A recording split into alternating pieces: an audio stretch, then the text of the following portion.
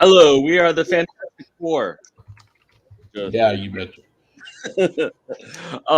Mike, why don't you introduce our guest today? Oh, Bart Sears, a well-known comic book illustrator. What is that? And one of the most exciting illustrators in comics today. And Lincoln Branch is a writer and a designer. It's been my pleasure to work with Lincoln in the past, and I'm very excited about working with him in the future. Yeah, I appreciate it. Hey, everybody. Did Sounds you hear like any of that? Oh, I don't know what that is. It sounds like the Disney sound effects reel. Let me see if I can get the sound off. Technical difficulties. Well, guys, I just want to talk.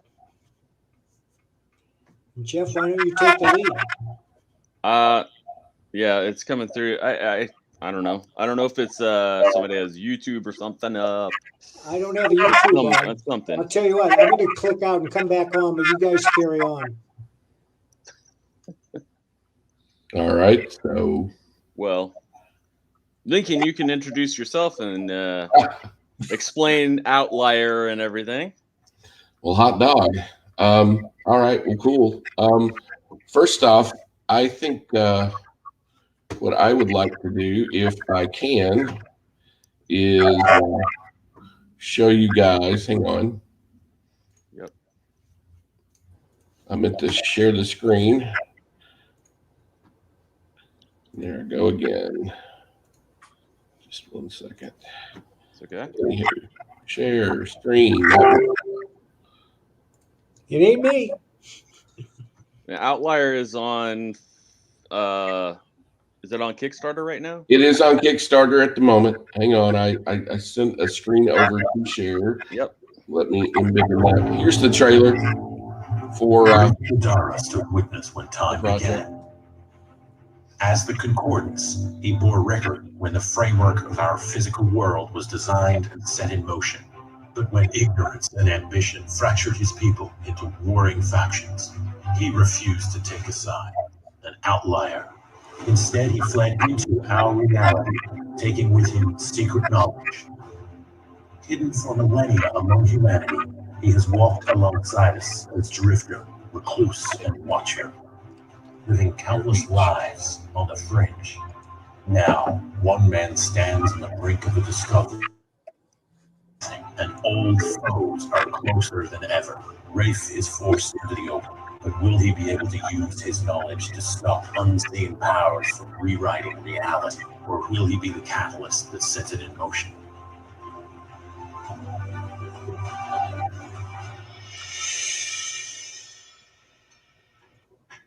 there you go. That's cool. That's our little pitch, as it were. Outlier is pretty much the story of a shady private detective trying his best to live a pretty reclusive life, at least whenever we first meet him. And then he kind of has the world blown up in his face, so to speak. And he has to make a choice of whether he's going to run and hide yet again, or if he's going to take a stand, and reality kind of hangs on what he decides to do. Bart, for our viewers who may not be familiar with you, could you give us a brief outline of your career in comics? Well, I guess the first big thing I did was work for DC Comics doing Justice League Europe and some Batman stuff and Eclipso, I guess, were the big things I did at DC. I worked at Valiant doing Exo and Turok. At Marvel, what did I do at Marvel? Spider-Woman, something else, and a bunch of stuff for just about every publisher over the years, I guess. Been around a while. You've been in the independent field for a while now, haven't you?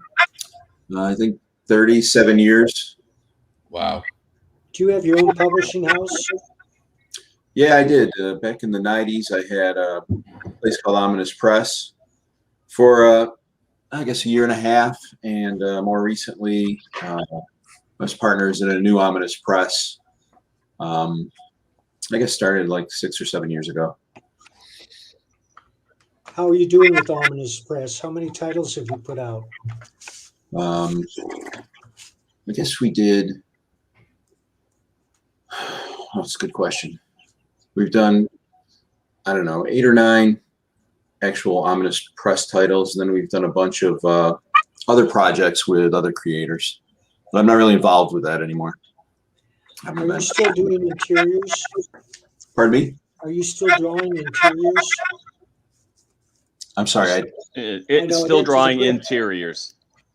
Yeah, when I can. I'm working on a project now that's 12 issues, all interiors for a new publisher. Awesome. Very cool. Very cool. It does sound as if this airplane has been invaded with gremlins. That's an excuse. Might be mine. I don't have a mic set up, so sometimes I maybe get feedback from It ain't you. I'm straight through the microphone and the camera too. So I don't Yeah. know. When I mute his, like right now, it cuts it off. It's Bart, but he's worth it. So Well, I was doing it before he came on. Lincoln, why don't you give us your view of the state of the comic book industry right now? Oh my. Well, the comic book industry as it exists right now, in my opinion, is kind of a shambles in so much as it's not what it once was. As a kid growing up in rural Arkansas, for me, comics, for long summers where there wasn't anybody really to spend any time with, and it was work and doing the typical country boy summer thing. Comic books were a place of escape, and it was adventure and excitement and all of those different things. And it was stories that you cared about. And the efforts, it seems like, of the big two these days, being Marvel and DC, it seems like their objective is more, geared toward identity and diversity and, forced inclusivity, and not about story at all. Further, I don't think that modern comics really know how to tell good stories. And that was actually a factor in me wanting to, the pandemic really started me down the path of getting serious about getting out here and trying to do this. But seeing what's happened with comics really helped seal the deal, because there's good stories that people want to tell. There are certainly a lot of people who want to hear and read, good stories. And that's the sad thing about the state of, the big two today, because they've kind of gone into a downward spiral competition to see who can outwoke one another. That's what I think. But I think that's a fair assessment. You trapped me with that. yeah. And because of their downward spiral, they've given rise to a new field of comics. Some people call it comicscape. Other people just call it independent books, where creators are free to pursue their own dreams without an editorial agenda, which is not to say that some of these books don't have an agenda. But of all the comicscape books I've seen, I really can't point to an agenda on any of them. Right. Except to entertain. Well, and at the end of the day, I think that's what pretty much all of the guys that I've met, that's what they're about, is wanting to, these small press guys, these little guys that are starting out like me, they're not wanting to do anything but to get their content, their creations in front of people, because they've got stories they want to tell, and they remember what good comics were really supposed to be all about. Well, I think the first rule of comic creation is it's the writer's job to entertain. Yeah, I will say too, the thing for me too is the bad thing, if you are going to be have some sort of agenda, or you're trying to push some other things, it's nice to at least let some other people come to the table and share those views and stuff too, whether it's whether they're more conservative or more independent, or whatever. And there doesn't seem to be room for anybody like that there. And people that are Christians, people, you can go through the list of a bunch of different stuff. And it would be nice to at least address the other half of the country instead of just one half. And it's very weird. It's funny. And I know some of you may not care about this, but the state of the comic industry reminds me of Taco Bell. Taco Bell is killing itself. It's really getting is. rid of everything of their most popular items. Yes. Why? I don't know, because it's stupid, because their sales are crashing. They're all the other, and it's like they're doing the same thing with the mainstream stuff. It's like, and it's almost like the whole that they feel guilty for doing well, or having money, or what, or being successful, or it's very bizarre to me though. Well, I mean, and look at the movie industry. I mean, DC arguably never got out of the gate doing the movie thing right at all. But with Marvel, I mean, it's like watching a slow motion car crash. With what they did with the Eternals, that's not Jack Kirby's Eternals. I mean, the story that they put out there for that is it's completely eclipsed by the fact that they're promoting diversity and agenda. It makes no sense. It's possible to entertain and deliver a message when you only look at To Kill a Mockingbird or The Grapes of Wrath, two of the greatest movies ever made. But that's because they're fascinating and they create sympathetic characters with whom the viewer identifies. So you want to know what happens next. Right. Well, that requires talent, though. Right. And nobody would begrudge them their agenda if the books were entertaining, but they're not. Well, that's like, the series, The Expanse. There's a lot of diversity on that show. Yeah. There's characters that are, LGBT or whatever. And you know what? You find yourself not caring about whether it's the diversity or the ethnicity or the whatever it may be about a character, because the story's compelling, and that's the thing. It's not that everybody's a bunch of ists or phobics or whatever. It's that people want an entertaining, well-crafted story. I look at, and this is just me, I look at films like, what is it? The Denzel flick where he plays the King Kong Ain't Got Nothing on Me. What's the movie? Is that Training Day? Yeah, that's Training Day. And that's a tightly written film. It's a masterpiece. It really is, in terms of it all coming together and the most subtle telegraphed nuances that are so important to every step of the film. And it's like building a wall, every piece fits together so tightly, and it's craft, it's the formation of something that's bigger than the sum of its parts.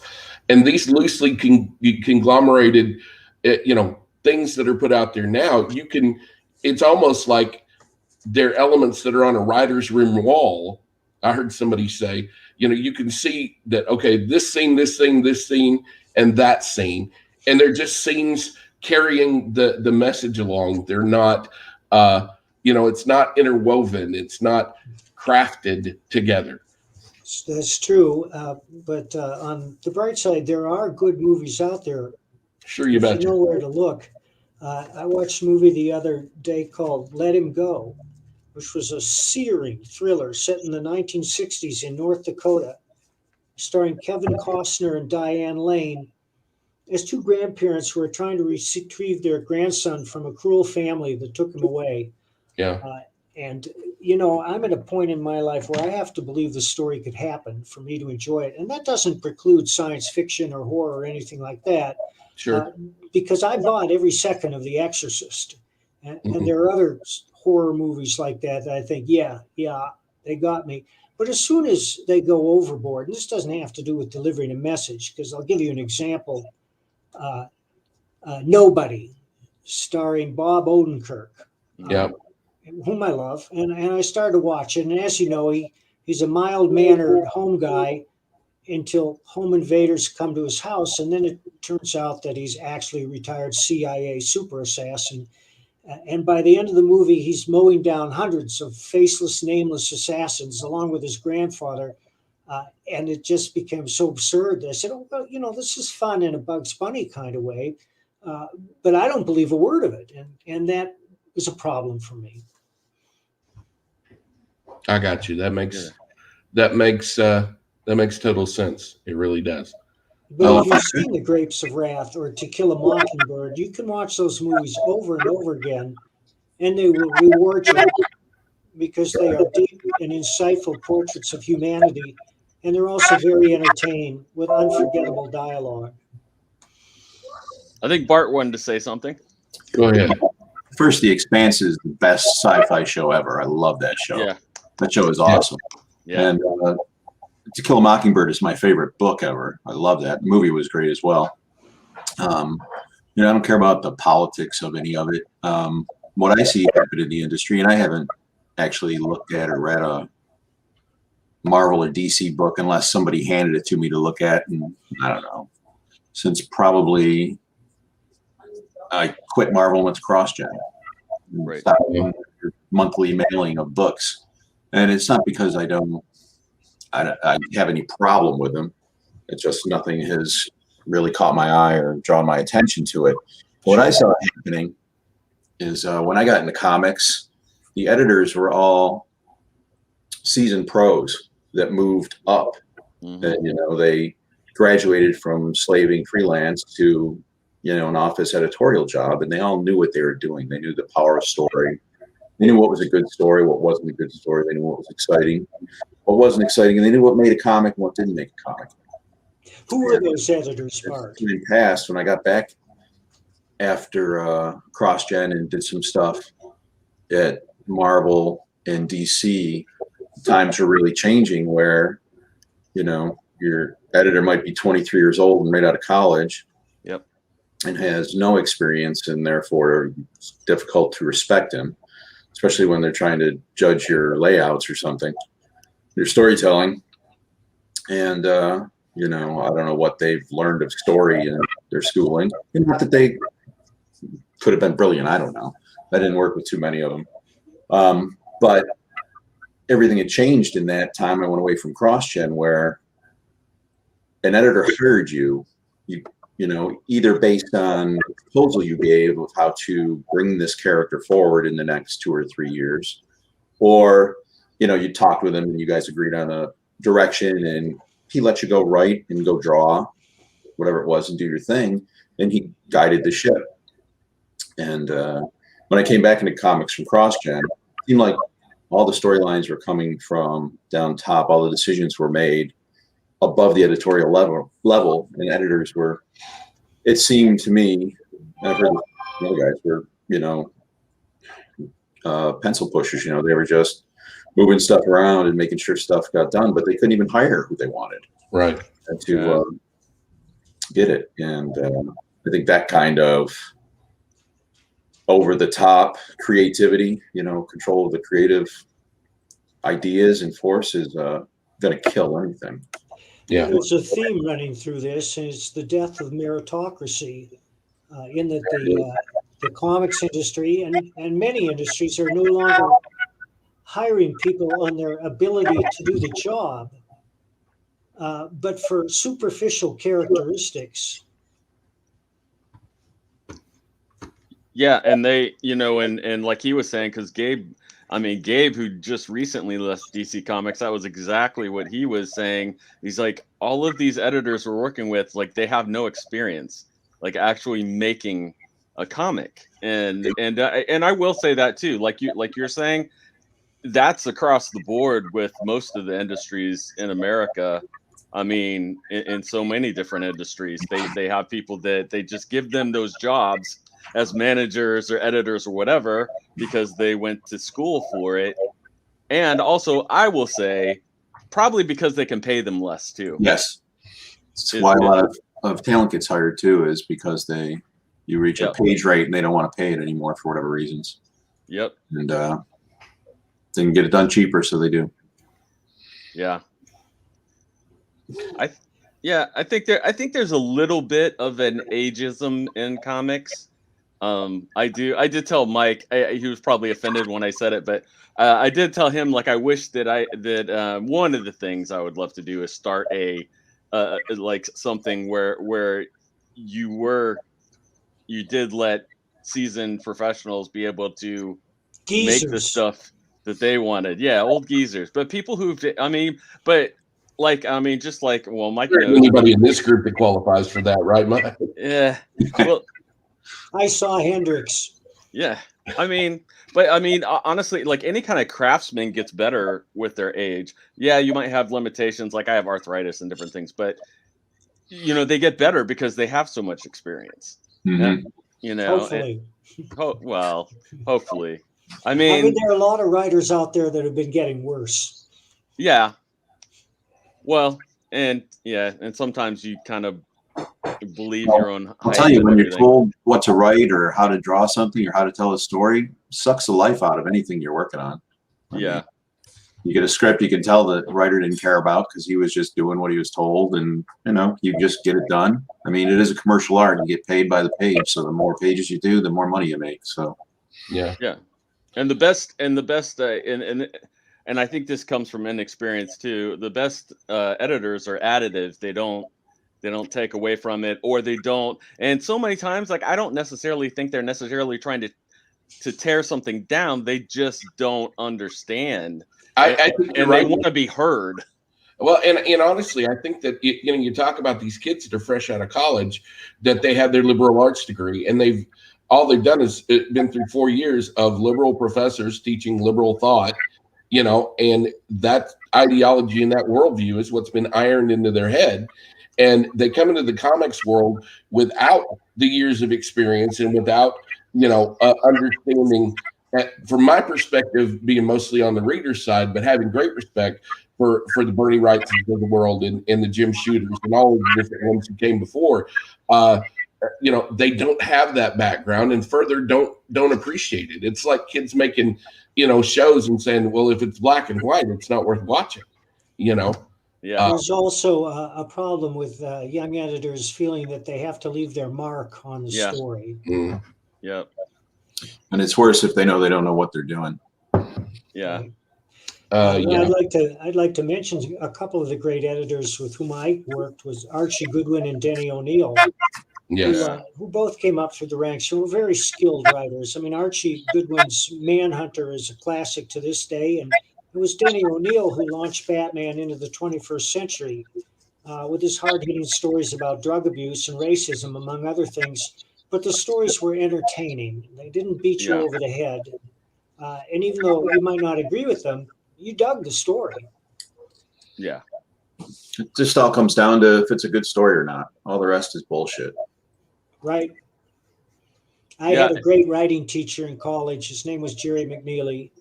And he said, you make them laugh a little bit, you make them cry a little bit, you scare the hell out of them, and that's entertainment. That's it. That's a pretty good line. Yep. Yeah, I think, editors, I will say, and I don't know what the solution is for this. I do. But I know you do. You have the solution for everything.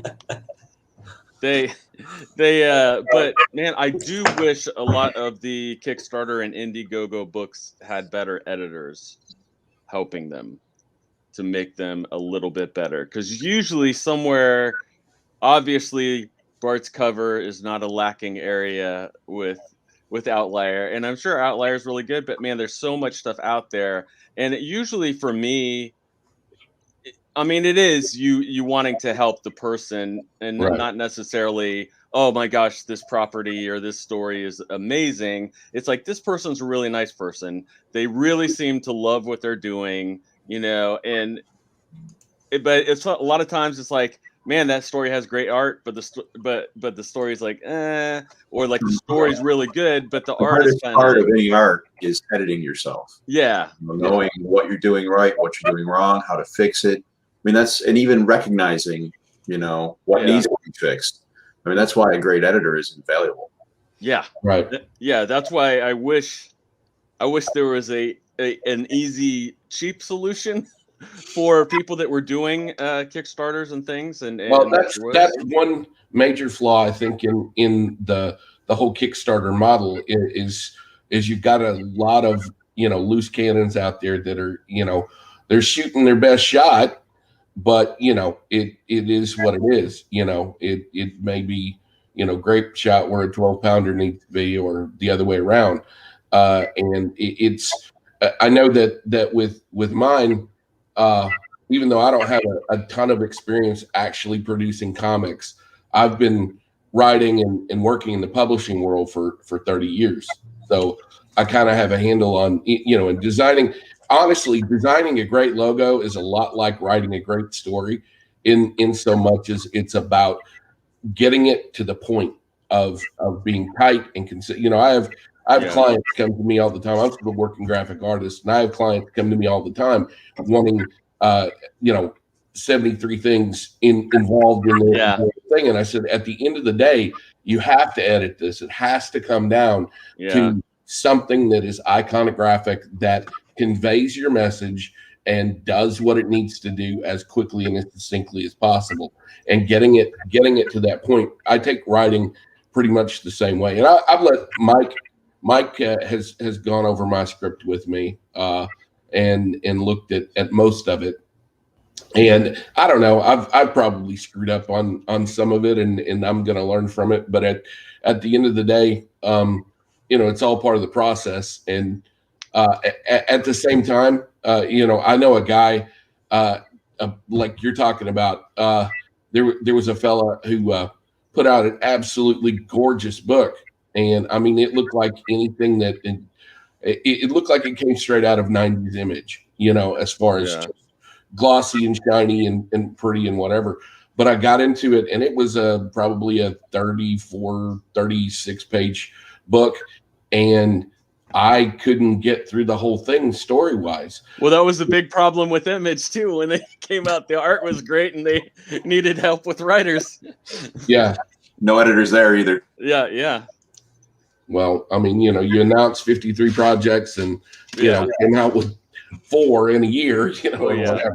I have to point out that Lincoln has done the logo for the Western I'm doing with Pat Broderick, Bronze Star. Oh, and cool. he did a brilliant job. Yeah. I assume you did the logo for Outlier too. I did. Because I do like that logo a lot. Yeah, and I will say you'll probably okay. I'm kind of a graphic design nerd too. Although I try not to overdo it. You undersell yourself, Jeff. I know, but I like to help friends. I don't like to do it for a ton of other people because and he knows. I'm sure he could tell us a million horror stories. Working with people and doing graphic design for them is a massive pain in the butt. 1,000,001. Because they don't know what they want. They right. think they know what they want, but they don't know what they want. And but I will say this, and I know this is going to be and he and I are probably going to be two of the only people that really appreciate this. But I will tell you, with graphic design, I am enjoying the overall where graphic design has gotten to now, where it's still minimalist in a lot of ways, but they're bringing flavor back into it. Like you're yeah. I mean, it's been mega minimalist. Thank you, Apple, for many years, and now only deconstruct so far. Yeah, it's like now they're finally starting to bring more flavor back in, and it's like, okay, good, yes, let's at least have a little bit. Like it's nice to have some kind of balance there, where you get some style instead of everything looking the same, and all of the Walmart and everywhere else just using super similar fonts and everything on everything. It's like, Just can we get any more mundane? Yeah. For I'd like to show everyone. the Yeah. people an example of Lincoln's work, which I just DM'd to you on Facebook, and I think I will DM it to Lincoln as well. This is for a noir book I'm working on with Kevin Johnson, and Lincoln did this logo, and I think he knocked it out of the park. The name of the book is Groovin' High. Oh, Hey, Lincoln, can you put it on your thing?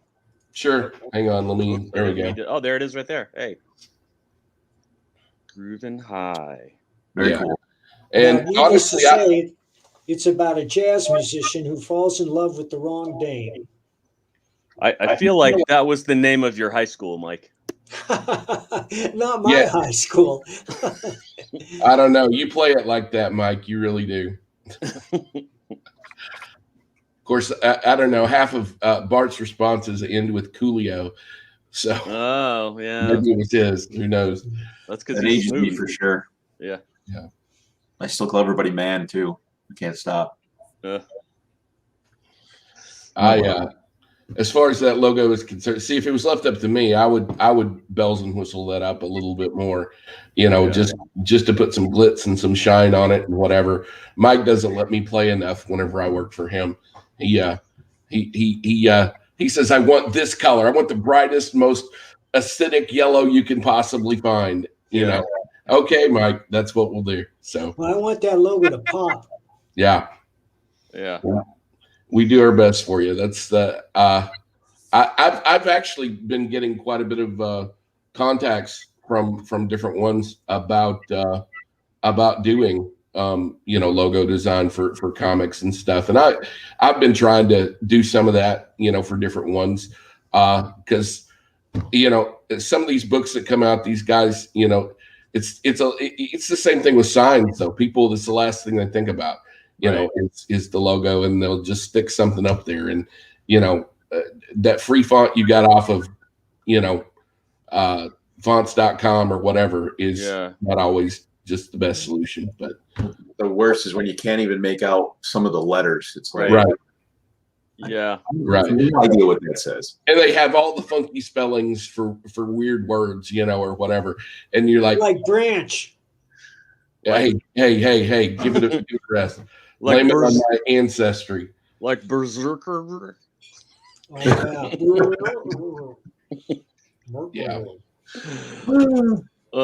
Yeah, and I will say too that's another area too where I think a lot of the crowdfunded stuff has decent lettering. Some of it's really good, but that is another area where it's like it's kind of the last thought that a lot of people have, and sometimes they think about it after they're running out of their budget or whatever, and then it's like, well, I'll just do it, and it's like also dialoguing pages and balloon placement is an art. And sometimes honestly, darlings, if the artist didn't give you the space you need, you've got to figure something else out. I'm actually running into that with the interiors on Outlier, and don't get me wrong, my interiors guy's awesome. He doesn't speak English really well. We had an interesting story. I had a situation where I talked about an elevator car in the book, in the scene, and he's always sending me the roughs and whatever. And he's Argentinian. Actually, he was born in Italy, but he's lived in Argentina his whole life. And he sends me this rough with my lead character, inside a car, inside an elevator. And I'm like, no, Flop, that's not what we're drawing. But anyway, he had no problem fixing it. But that type of problem is there, and he's a brilliant artist. But even though I gave him liberty to like expand pages and have more room to be able to tell the story his way, I still, when it comes to balloon placement, I'm worried about it, which is why I'm not having somebody else letter the book. Well, there's a simple solution to that, and that's to tell the artist to be sure to pencil in the word balloons. Yeah, I don't know that would work with this guy. Artists, Mike. Come on. I know a few. Word balloons. It's about the art. And he does a great job telling the story with the art. Unfortunately, I do need to That's stay. what's important. See, I mean, well, I would trust you. I would trust you, someone with a graphic design that understands like the visual flow and everything. I mean, thankfully you have that to help your books look good and read well, and you're probably like me where like things that you don't know you'll study up on it, and Yeah. you'll watch YouTube videos or whatever, and you'll watch interviews with letterers and different things, and they'll explain stuff. But a lot of people don't do that much research, but they should, especially For sure. and I will say this because I talked to this. I had no idea what a pretty awesome, powerful lady she was when I talked to her this week. But she has set up and done a lot of deals in Hollywood and other places. And she is like a big time supporter of crowdfunding stuff and really likes supporting comics. But a lot of her friends and the people that she knows and everything, they'll ask her because they know she's done all these big Hollywood deals and all these different things to like, well, can you show my stuff or whatever? And the number one thing that she says is you need to get an editor. She's like, it's not at that professional level yet to where like the real people that are going to be willing to put millions of dollars into your thing, like you need to impress them. It needs to be professional level. And that's what, and I was like, it was kind of cool hearing it coming from her too, just that it's like, yeah, they need, and it's not like they're terrible because they're not. And there was a lot of really cool stuff in like those Image comics, but like, man, I found myself, as much as I liked Jim Lee's stuff and a lot of the other things back then, I ended up going for stuff more like the Max, where it was so much better. The stories were so much more, just well told and everything, and it just, and there was like so much thought into that, not just the art. And it's like, man, I hope people really, especially people out there doing it, that they really take that to heart and at least have somebody. I mean, even if they know some old washed up user like Mike Barron, have them have them look over this stuff and give you pointers and get another their good opinion. rule is when I write something, I never send it out the day that I finish. Never. I always let it sit for a few days, and I take a look at it with fresh eyes the next day, and I'll go over a script a dozen times trying to make it better. And then I won't let it out of the house unless I think, yeah, this script clicks on all cylinders. Yeah. Well, except for the numbering of the chapters. You would bring that up. Hey, nobody's perfect. It's so, I mean, it's just so funny because I'll say stuff to him about those things, and I was like, okay, what is this supposed to be? And sometimes it ends up being chapter 25 and a half. Because he has a very specific vision or whatever that he's going for, or he just thinks it's funny. I'm trying to keep the chapter heading straight from now on. I go through them now, and I hope I haven't done that. But I can't tell you how many times I've written a comic book script, and someone will write me, the artist will say, "Why is there 2 page 14s?" Yeah. I ran into that with Outlier. Bart never ran into that. Ever. So, well, we must work together. I just take the second 14. Yeah. I have several 14-1 and 16-1 and 2 because that's the way. Again, Flavio has worked with the art. And he'll expand the book in order to be able to get what he wants, how he wants to tell the story. And I've kind of tried to give him his head to be able to do it his way, because I mean, I try to say here 5 panels, 6 panels per page, but a lot of times even then it's hard to get everything, to go where it needs to be. Oh yeah. And Mike says you got to grab him by the throat, and Chuck Dixon says every page has to be a cliffhanger, and both those things are true. And trying to get that simpatico with an artist is not always, especially when you've got the language barrier and you're not always on the same time schedule, and blah blah blah. But honestly, just finding artists who are willing to work. There's a lot of people who say they want to draw comics, who Right. say they are comic artists, but whenever Lincoln, would you post the link to your project in the private chat so we yes, can put sir. it out Sure there? will. Yeah, and Lincoln, I'll tell you the solution to all your problems about too many panels. They're called insert panels, and artists love them. There we go. Somebody found that quicker than me. And there's my low number. We got to get that up. I need help. We will help. Yes, Mike will help. Mike's already been a fantastic help. I appreciate all of the support he's been up to now, for sure. Yeah, well, definitely. Yeah, that's great. I will say this about Mike Barron, and I don't care who hears it.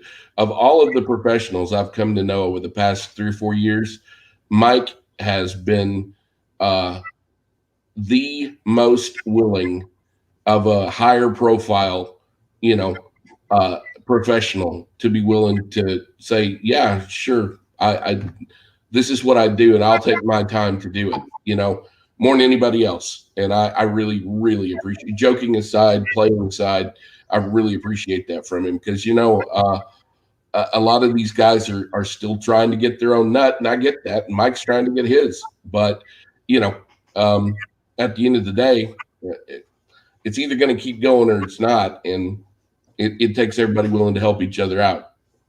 Thank you, sir. Yeah, and it makes it, I mean, like a lot of the stuff too, it makes it fun. If you it brings joy and stuff like that. And sometimes, I mean, that's, and then a lot of times, as we find out when we get older, it's the joy and the fun side is probably more important than the success side, or not that you don't want to get paid, but it's nice to enjoy what you're doing, or enjoy. Yeah, absolutely. And I didn't start I knew that I was a newbie, Right. as far as an unknown. I didn't go out here planning to make, a bunch of money off of this book. I'm probably going to lose money on it. But it ultimately, on this one, it doesn't matter. I would like to be able to begin to create, a platform where I could tell my stories, and where people say, yeah, I want to hear what that guy has to say. I was on another panel with some other guys. They do a book called Miskatonic High School or something, and they started off being total unknowns. Nobody knew them, whatever. And their first Kickstarter, they struggled to get over the $4,000 mark, or whatever. Right. Oh, but yeah. they've continued to do their series, and they're sitting now. I think the last book they did was like issue number 15 of the same series, which is amazing to try to do that. They're putting out a book every 60 days now through Kickstarter, and their last one, they raised $25,000, for their little book. And, starting from being nobody with no following, no anything, and plugging along, it's possible. It's just my clock is ticking. I should have started this whenever I was 25, not 51. But yeah, don't argue with me. I really am that old. I know I look much, much younger than that. That's okay. I'm older than that, so. And who's older between Mike and, no, I'm just joking. So Mike and Bart, did you guys work together? No, in fact, we've never met. Never. Wow. That was. I don't think we even met at a show, did we? Nope. We never crossed paths at all. Wow. Bart strikes me as a guy who loves to be out there in the public eye. So. Who, me? No, Bart. From our conversations and stuff, Bart is all about the promotions. Oh yeah. Well, you know, it's no joy to go to a con these days, especially if you have to fly. Yeah. Yeah. So, you know, and the cons are so irritating with the booming and the noise. I had to get these. I wear these at the cons now. Oh, nice. These are shooter earphones. Those are And they're shooter goggles. tremendous. How helpful they are, I can't tell you. You put them on and it reduces the ambient sound by about 90%. Nice. Do you wear those on the airplane too? Sometimes, Yeah. especially if I'm next to a chatty person. Excuse me. I was gonna say, you don't wear those around Anne, right? No. Well, I started to say I've been married for 30 years. Selective hearing is a talent that I've mastered. Oh, the talent I've mastered is to shut up. Yeah. It's a valuable skill. That could be the toughest one. It really is, because guys, we want to fix stuff, and it's like they don't if they don't ask you, they don't want to know. They don't want to know how to fix it. They want you to care. Right. Even if they ask. Yep. Yeah. So Don't give me a solution. Just show that you care. Yeah. I'm showing that I care. I'm offering a solution. Right. Exactly. Now leave me alone so I can finish my comic. No, I'm just no. What? Bart, did you? Can you tell us about your project or whatever that you're trying to get going? Or Nope. Oh. No. It's with a company. 51. It's all in their hands, and So you? it's up to them to promote and do all that, and you know, when they're ready. I know they're working on a website, so I know they're getting ready to.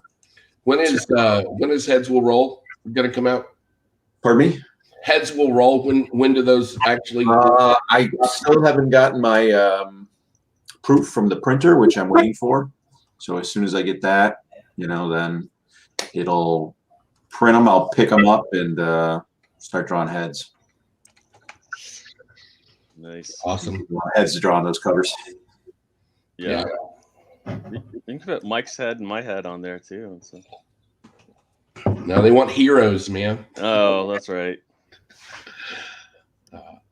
No, I've already got. I think I've had one of those already picked up. One of the Heads Will Roll books got picked up. So I'm already secondhand selling one of those that I got from you. Awesome. So we'll need to get that signed. Yeah. Yeah, I like this. I've just been kind of posting a little bit of people's comments up here. I do like this. In any project, you need honest feedback. Yes, men aren't going to make you better at your craft. Yeah. Very true. I call it a beta reader. Somebody who can go over your stuff and who will shoot you straight, not. Somebody who knows what they're doing. Which is rarely someone in your family or your I don't know. My brother loves to tear me up. So. I was gonna say that's why I said rarely. It's not. If you find the right people, and there are people that have those skills and are editing, and do edit things, or they're good writers, and you can run stuff. I write with my wife. Artists.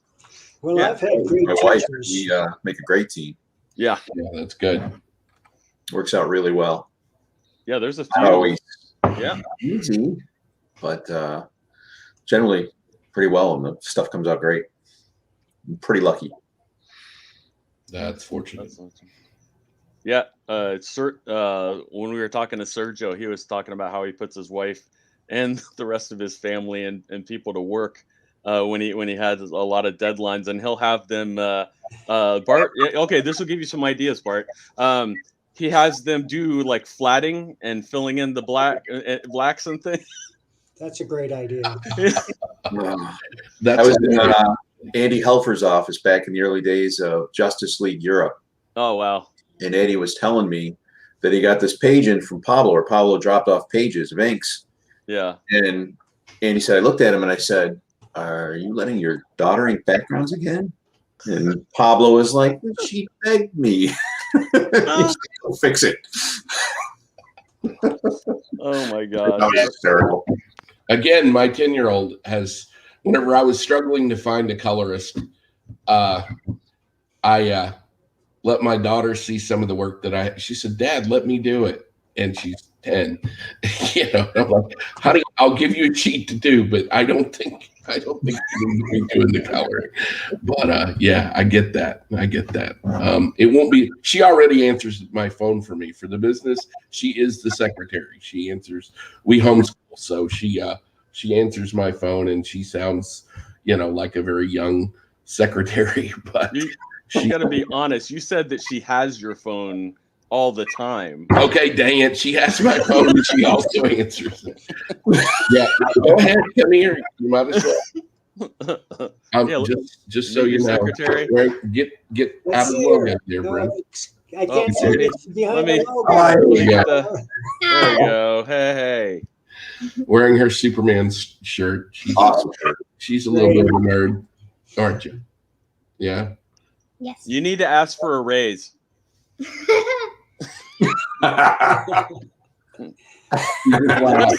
like, what is a raise? You mean there's money?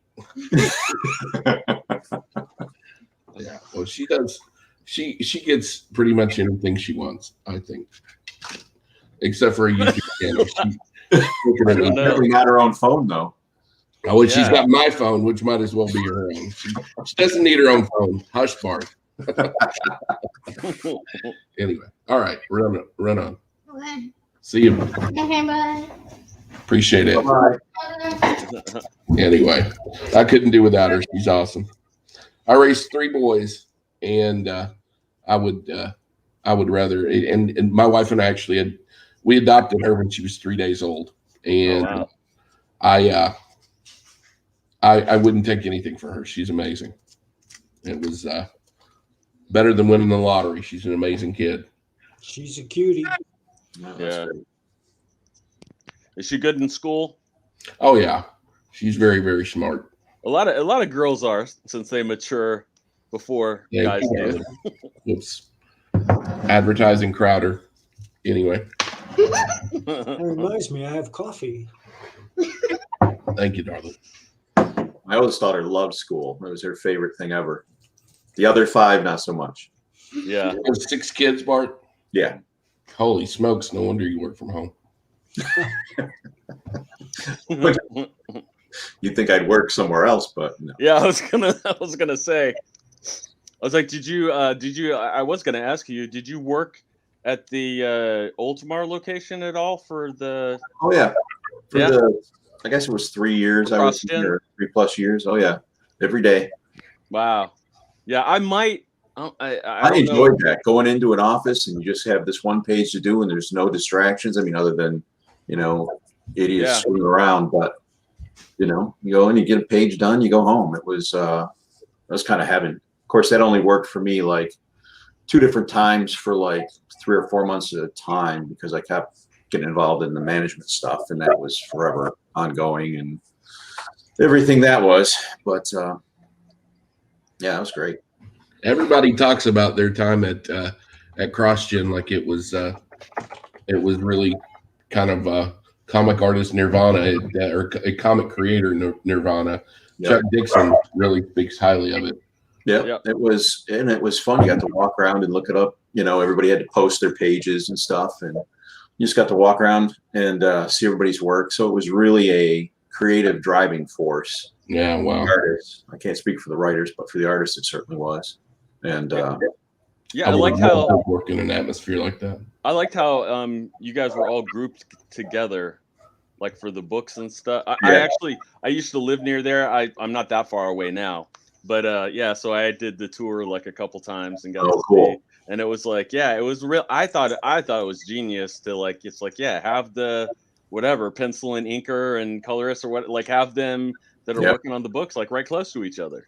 So they can talk and discuss things and yeah, I liked it. And I mean, especially compared to the different shots that I would see of like for like DC or Marvel, where it was like almost just like cubicles of everybody kind of separate and everything. I was like, wow, this is like very different. And even like, at least when I was there, they had kind of like almost like mood lighting where it was like dark, but it was it was lit in the areas where you guys were working. Yeah, the Lightbox guys and the computer guys are like, you have to turn these lights off. We can't work with 8 billion volts of fluorescent lights. Right. Right. All day long. Yeah. And so that was awesome. So it was always nice and dark in there. Yeah, it was cool, man. It was a great place. It was fun. It's just not fair.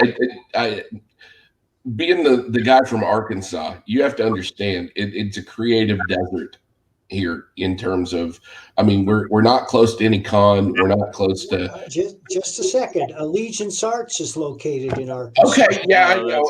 that's And I haven't reached out really and tried to get a hold of Mitch and talk with him yet, but Mitch is doing amazing things. I will. You're right. I like every one of their books. I think it's incredible, and him working the deal to get their stuff in Walmart. That's awesome. Oh yeah. Also, R.J. Carter lives in Arkansas. Yeah, I'm R.J. Carter. I'm doing his show tonight, as a matter of fact. Yeah. R.J.'s in the comment section.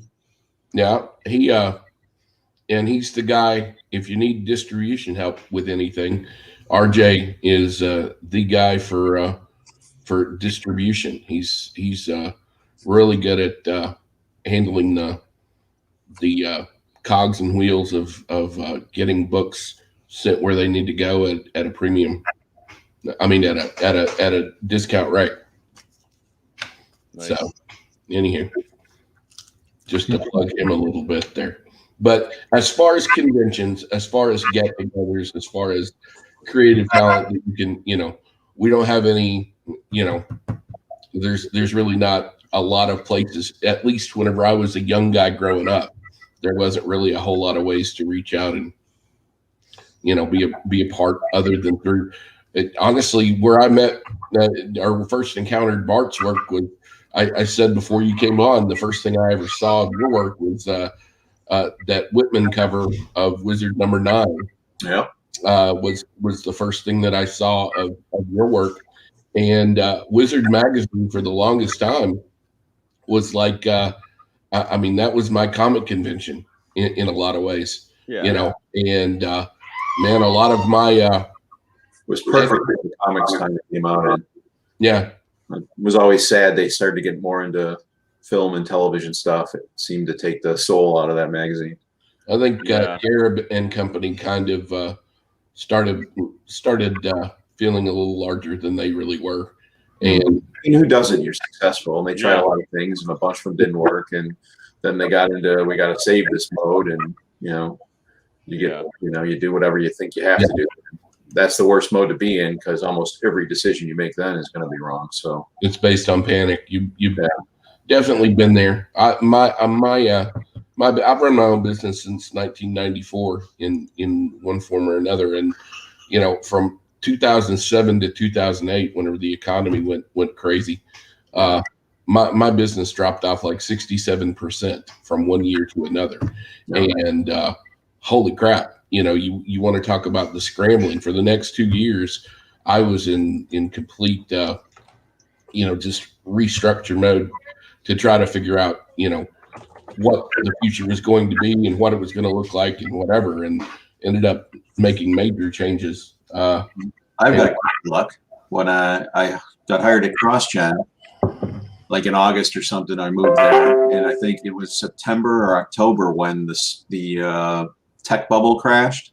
Yeah, and once he lost like 2/3 of his wealth in a day. Yeah, and then I got hired at a computer game company in Austin, and started there. And then that's when, right after I started, the housing market crashed, and their funding pretty much gone. They had a great idea. They had a lot of success, a lot of things lined up, and it was just gone.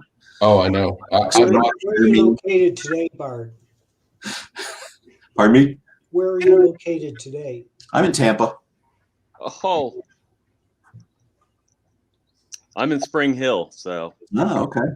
not too far. No, not too far at all. Sergio's in Florida too, isn't he? Oh Yep. I think he's over in Oldsmar. Is he still in Oldsmar? Holiday. Holiday. He's in Holiday. I don't remember where Chuck is. Chuck's still in Florida too. Yeah. In Florida. He's up there somewhere too. All the cool people are in Florida. That's where my daughter came from. She was born in Hollywood. I'm just teasing the other people. Actually, I love places like Arkansas, but Me too. Well, I'm connected by proxy. See, my daughter is born in Florida, so you know. I can't wait to get down to Arkansas. yeah, Where are you, Mike? Colorado. Oh, Notice he's the only one that pronounces that right. Colorado. Colorado. Anyway, Yeah. I've actually thought of throwing or trying to put on a convention here. After there was one in our area that was pretty good, and then COVID came and kind of killed it. They tried to do some sort of virtual convention, and that went over, like a lead balloon. It's like taking a magazine all internet, Yeah. not the same thing. But I would like to be a part of the convention thing, but I need to have something to really vend before I jump out there, I think. yep. No, that's a good idea. Once you get Outlier out there, you'll have something to show and something you're working on. So Yeah, I've got another book that I wish Outlier were performing a little better, and hopefully it will pick up and do better. But I've got another project in the works that's entirely, completely different, fully in the superhero genre that I kind of would like to do. That's kind of a coming of age thing for a kid, but it's called Hero and Sidekick, and it's about a boy and his grandfather. And anyway, I hope to be able to put that in the works before long, and kind of piggyback that in between issues of Outlier. That's what I'd like to do, and do just see where that goes. And then I've got stuff that is still in my head from 1985. No lie. But I mean, everybody, I know all you guys have the same tale. I was gonna say, I bet everybody in here does. Yep. It's kind of fun. What's crazy though too is when you get the opportunity to start bringing some of those things out, especially the ones that stay with you. Yeah, it can be really cool because it can be like the right time to do it later, or you have the right connection. Because I know, like me, like as a writer, like there's some things that I wanted to do, but I didn't have the right artists until now. right. And it's like, and it just makes all the difference in the world, especially in a visual medium. Yeah. Well, as a matter of fact, you're absolutely right. As far as from the perspective of having the right artists come along, my the other cover artist, the Javier Giangiacomo, also an Argentinian artist, but he's just he really, if you're familiar with Joe Madura, Yeah. am I saying that right? Anyway, Joe Mad's art style very similar to him in terms of being dynamic, little bit of manga-esque, or manga-esque sort of look to it. He's got a lot of that going on, and his style. I actually had him do that cover just because I wanted to make a connection of us working together on something, because I wanted to keep him on the hook to put him on this book whenever I could. And, because Hero and Sidekick is kind of a play on the name. Hero is a half Asian kid, and his grandfather is very Asian. I hope I don't get, here I'm going to culturally appropriate, some things there, but I'm going to play with anyway, I just, I don't want to go too far down the rabbit hole on that book, but that guy's style, like you say, is just absolutely geared toward that type of book. And I just don't want him to get away. I want to work on it. So, that's one of those things. And that's why I picked Bart as the primary guy for the cover art for this project, because Bart's style, he's probably in the top 5 personal favorite artists of mine. Yeah, I've been a fan of his work for 30 years, as far as that's concerned. But when it's like looking at Gil Kane, right. I mean, not to compare the two, because Bart and Gil are totally separate in their design style. But when you see a Bart Sears piece, you don't really have to scratch your head and think about who that guy is, because it's a standout.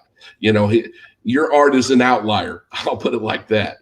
And it really stands out from the pack. Like you take Jim Lee or any of those that were the disciples of Jim Lee who came along after. It's become, that style is certainly for a long period of time at least, was the homogenized 2% white milk version of comic book art. It was the pinnacle that everybody pursued, certainly throughout the 90s, was that Jim Lee, tight, specific style. I think that was kind of, that's my opinion anyway. And I've always been a guy who was a fan of who took another tack to do their artwork. And nobody does massive like Bart does, and I knew that I really wanted to have, what he drew, that cover with the guy, looming over the lead character the way that he does. It's just beautiful. Yeah. It's awesome. Yeah. Thanks, man. I always saw my style as more basic drawing. I've put different line work over it for different books and different projects, but the heart of my style is actually how things are drawn. And I always thought a lot of that style stuff you're talking about in the 90s was really just all about the line work, not about what's underneath.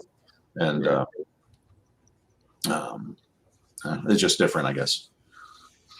Yeah. No, I agree. And how much so say somebody wanted to I know this is crazy, but say they wanted to pledge to Outlier. So how much is the to get the cover that Bart did? How much the actual physical copy with Bart's art on it, I believe, is $20. Bargain. Yeah, absolutely. Let me look it up real quick. I don't have it in front of me. I should have, but I don't. It's there in the different levels. You can get the digital version for even cheaper than that if you are so inclined. There we go. Just a second to pull it up. All right, so scroll there on the side. $10 gets you the digital version. Yeah, $20 gets you cover B, the Bart Sears edition, and you get the Bart Sears plus the digital version for $20. $35 gets you both covers, and $65 it's going to get you the Bart Sears cover and a signed poster by Mr. Bart. Wow. I'm gonna send posters up to Bart to have him sign, and honestly, that's what part of that is for, is just to cover the expense of all the legwork of sending it there and then sending it back and sending it wherever. So. Yeah, it gets expensive. Yep. That's cool though. That's neat that you're doing the poster too for it. Yeah, and I've got different stretch goals and stuff that are there for people if they're interested in that sort of thing. Honestly, I'm probably going to release the decal set, whether we hit that pledge goal or not, just simply because I want to make that available to people, and it's something that I can produce in house relatively easy. We'll do some decals to hand out just as freebies for shows to book. Hey, people love stuff like that. Yep. I can't believe how many people like pens and things, because I just. Well, it's just everybody loves to, I did that and got the T-shirt, Right. Yep. It's just it's been alien to me. I'm not a collector. I don't collect anything. All my comics are ripped and torn and folded in half and been taped on a wall at some point. See, I'm the same way as you on that front. Other than the fact that I've got some I haven't read in a million years, that but I have some that actually got left out in the rain. The box by mistake got left out in the rain, and I salvaged them, but I don't want new copies. I'll keep those. But I've always been a reader and not a collector. But I say that I had for a long period of time I collected.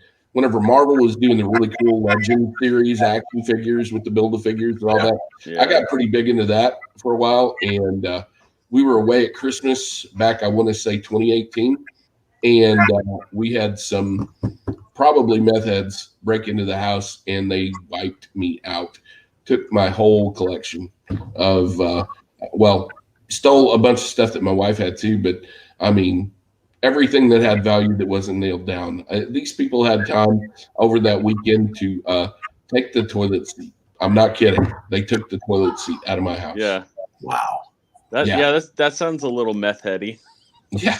It was really random. The toilet seat and the shower head. Wasn't nothing special about the shower head other than the dog washing attachment, So, but that kind of put a kibosh on my collecting. The cost to come back and replace some of those things. I had a lot of the McFarlane toys and stuff. Forget about it. I'm not doing that. Well, wow. Yeah, definitely. Definitely, if you want to help him out with the with Outlier, definitely do what you can. The sooner, the better. Because he's gonna hit the middle desert area of the campaign where you don't get as many views and everything. So definitely, even if you just want to look at everything, go there and look. Don't just think about it, do it, because all the algorithms and everything track that stuff, and the more people that have look, you'll do it, and you will find. I mean, those are some actually really good prices, especially for variant covers by known people.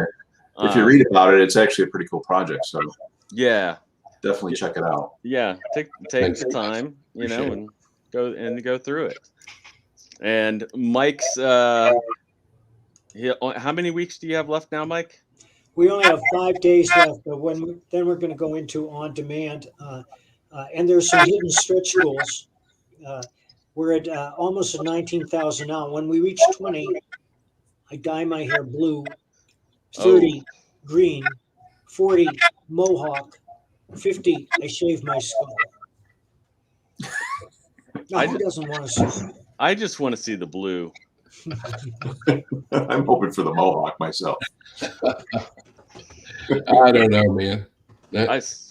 I will when I have mine coming up soon. I'll do something like that too. My wife won't like it, but I would do it. That's the campaign down in the lower right-hand corner, thin blue line on Indiegogo. Just featured in an article in the Federalist, and I'm getting a lot of support from the boys in blue all over the country. In fact, I have a police officer from Aurora who's coming up Friday night with his family to have dinner with me. Wow, that's awesome. Very cool. Yeah, didn't you just get interviewed by by one of the police? National Police Association. Yeah. That's awesome. Well, I'm glad. Frankly, Mike, you belong. You said before you're not as famous as some of those other guys. You belong up there. I mean, arguably. Say again. Monsieur is too kind. Nah. Yeah. I mean, I think Mike is pretty infamous personally. Yeah. Well. But sometimes that's even better. The story about me biting the rat just keeps coming back and haunting me. Yeah. But anyhow, just two more sentences. The Thin Blue Line is a gripping story from beginning to end. Don't buy it because it's a political polemic. It's not. Buy it because it's a great story. There you go. Yeah. It sounds. I will say it sounds like one of those movies where it's like they're just trying to survive the night, and it reminds me of that kind of 80s. Assault on Precinct 13. Yeah. There you go. Honestly, there was a time that a film like this would be a shoe-in. Oh yeah. Yep. It's just not fair if what's his name? Frank Miller can do RoboCop 3, you ought to be able to do the Thin Blue Line 1. Oh, we're doing it, and we're very happy with our progress so far. Yeah. Awesome. I think it's Whoa. awesome. Because crowdfunding is not easy. We just hit 19,000. Oh, here comes So the that blue hair. that blue hair is within reaching, touching distance. I'm telling you, Lincoln, what are you gonna do? What are you gonna do to your hair? Oh, dude, Strike. I'm gonna appreciate. Strike. Yeah. I don't know. One of my favorite authors in the world dyed his hair blue whenever he married a new wife. I don't know, man. I'm skittish of that sort of thing. Who was it? Oh God, Jim Butcher. Oh, really? Oh, I think I've met him. that's funny. He's a fantastic writer. He does characters better than anybody I know. He does the Dresden Files. Mhm. Yep. See, Anyway. you live in Arkansas. Nobody will see it, man. What, you got a population of like 11? Oh, see, no, you're just being unkind now. I'll have you know, there's 16,000 people in my home county. Oh my goodness. Whoa! Are they alive? Yeah, most of them. Although, like I said, the meth abounds. Yeah. Okay, well, I think we can let you guys go. Definitely go and support their projects and keep your eyes out for Thank you so much for having us. Bart Sears upcoming Yeah, thing. thank you very Bart, much. do you have don't you have like a website or something for your art? Bart Sears Art. Bart Sears Art? Yep. .com I think so, yeah. or .cult probably. You I wish.